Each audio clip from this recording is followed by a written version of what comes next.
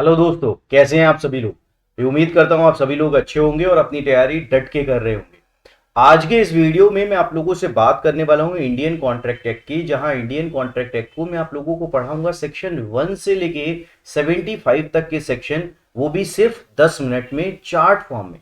आइए वीडियो को शुरू करते हैं ताकि मैं आप लोगों को ये सेक्शन बता सकूं कि आप 10 मिनट में कैसे इन्हें रिवाइज कर सकते हैं।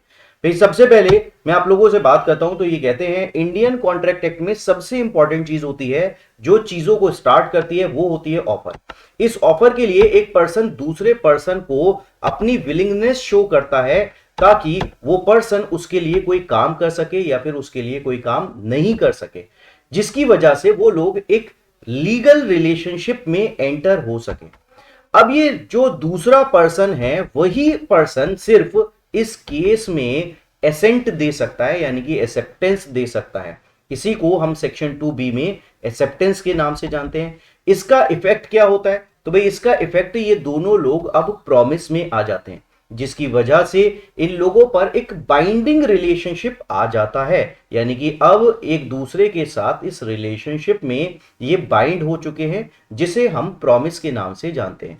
बट इस प्रॉमिस को निगेट करने के, यानी कि कोई पर्सन अगर इस प्रॉमिस से अपने आप को बाहर निकालना चाहता है तो इंडियन कॉन्ट्रैक्ट एक्ट में इसके आपको रास्ते नजर आएंगे। ये रास्ते 3 रास्ते हैं। कौन कौन से रास्ते हो सकते हैं, तो एक हो सकता है इनविटेशन टू ऑफर, यानी कि कोई पर्सन ये कह दे कि भाई यहां मैंने दूसरे पर्सन को अपनी विलिंगनेस नहीं शो करी थी, बल्कि उसे इनवाइट किया था कि वो मुझे ऑफर दे। इसके अलावा दूसरा तरीका हो सकता है कि कोई पर्सन ये कह दे कि भाई इसमें लीगल रिलेशनशिप में एंटर होने की कोई जरूरत ही नहीं थी, क्योंकि यहां डोमेस्टिक अरेंजमेंट है, सोशल अरेंजमेंट है, या फिर प्रोफेशनल अरेंजमेंट है without entering into legal relationship. इसके अलावा एक और इफेक्ट होता है जहां स्टैंडिंग ऑफर को विड्रॉल किया जा सकता है, तो इस तरीके से आप प्रॉमिस से बाहर आ सकते हैं। इसके अलावा हम इससे रिलेटेड आगे की बात कर लेते हैं, यानी कि ये ऑफर और एक्सेप्टेंस को कैसे कम्युनिकेट किया जा सकता है। इससे रिलेटेड सेक्शन 3 डील करता है। सेक्शन 3 कहता है कोई पर्सन एक्ट से या फिर अपनी इंटेंशन से कम्युनिकेट करने की एक्सेप्टेंस दे सकता है। ये एक्सेप्टेंस कब कंप्लीट हो जाएगी, इसके बारे में सेक्शन 4 बात करता है, प्रपोजर के अगेंस्ट और एक्सेप्टर के अगेंस्ट। अगर आप प्रपोजर के बारे में बात करेंगे तो ये कहता है जैसे ही प्रपोजल एक्सेप्टर के पास पहुंच जाएगा, प्रपोजल की कम्युनिकेशन कंप्लीट हो जाएगी।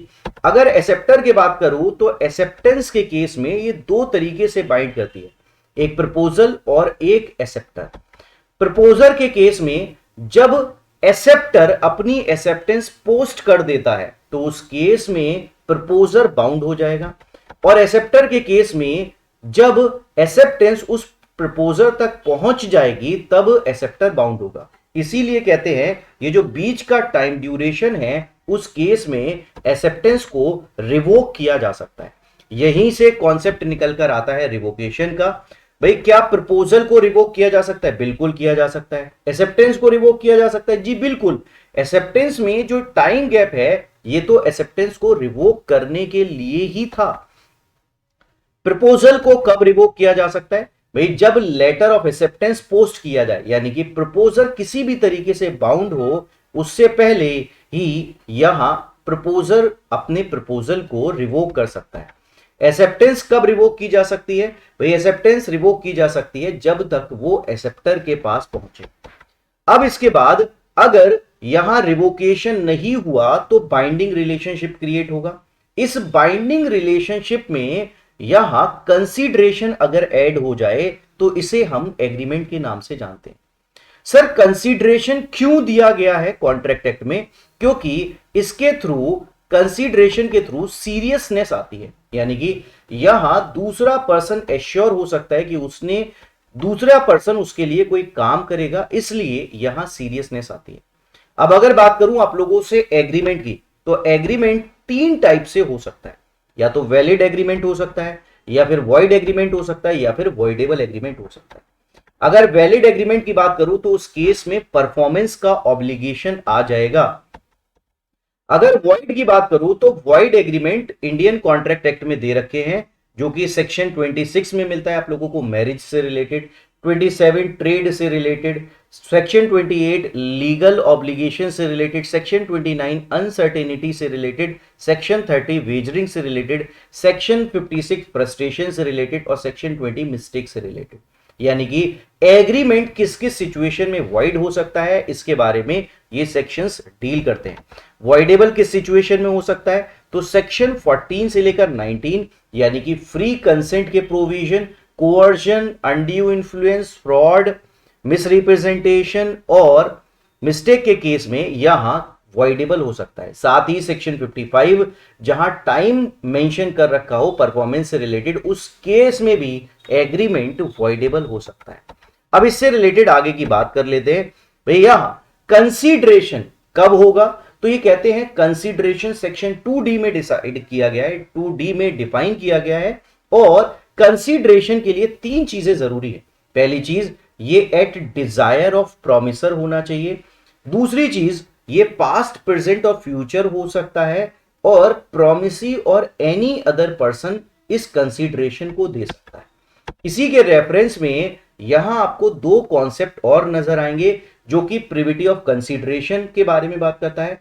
तो क्या privity of consideration Indian contract में है, तो इसका आंसर होगा नो। क्या privity of contract Indian contract में है, तो इसका आंसर होगा यस, बट विद एक्सेप्शन। यानी कि एक केस लॉ एग्जिस्ट करता है MC Chacko versus state of Travancore, जिसके केस में प्रिविटी ऑफ कॉन्ट्रैक्ट इंडिया में एप्लीकेबल होगा बट विद एक्सेप्शन, इसके बारे में बात कही जाती है। इसके अलावा कंसीडरेशन लीगल हो सकता है, कंसीडरेशन का एडुक्वेट रिक्वायरमेंट नहीं है, इसके बारे में सेक्शन 23 और 25 डील करते हैं। सेक्शन 25 ये भी बताता है कि एग्रीमेंट बिना कंसीडरेशन के किया गया, यानी कि अगर सीरियसनेस मिसिंग है तो वो वॉइड माना जाएगा। बट इसके कुछ एक्सेप्शंस हैं। एक्सेप्शंस में क्या लिखा है भाई, कोई एग्रीमेंट किया गया है नेचुरल लव एंड अफेक्शन के केस में, तो उस केस में यहां सेक्शन 25 इसे एक्सेप्शन के तौर पर रिकॉग्नाइज करता है। पास्ट वॉलेंटरी सर्विसेज, इसे भी एक एक्सेप्शन के तौर पर रिकॉग्नाइज करता है। साथ ही टाइम बार डेट, इसे भी एक एक्सेप्शन के तौर पर रिकॉग्नाइज किया जाता है। अगर कोई एग्रीमेंट वैलिड है तो वो कॉन्ट्रैक्ट बन जाता है और उस पर परफॉर्मेंस की जिम्मेदारी आ जाती है। या तो इस कॉन्ट्रैक्ट का परफॉर्मेंस होगा या फिर इस कॉन्ट्रैक्ट को ब्रीच किया जाएगा। अगर परफॉर्म हुआ है तो परफॉर्म कब माना जाता है, तो इससे रिलेटेड सेक्शन 37 डील करता है। या तो आपने परफॉर्म किया या फिर टेंडर टू परफॉर्म किया, तो इसे हम परफॉर्मेंस के नाम से जानते हैं। इसके अलावा यहां परफॉर्मेंस के मेथड बता रखे हैं और टाइम और प्लेस बता रखा है।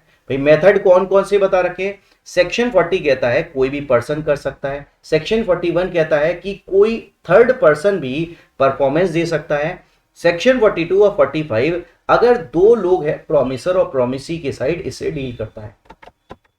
सेक्शन 46, 47, 48 बताता है कि टाइम और प्लेस अगर प्रोमिसर ने नहीं बताया तो उस केस में क्या होगा। अगर टाइम और प्लेस बता दिया तो सेक्शन 48 डील करता है। अदर कॉन्ट्रैक्ट की केस में सेक्शन 50 डील करता है। अगर ब्रीच हो गया तो उस केस में एंटीसिपेटरी ब्रीच होगा तो सेक्शन 39 डील करेगा। और अगर डैमेजेस होंगे, यानी कि ब्रीच हो रहा है, तो उससे रिलेटेड डैमेजेस के बारे में सेक्शन 73 और 74 डील करता है।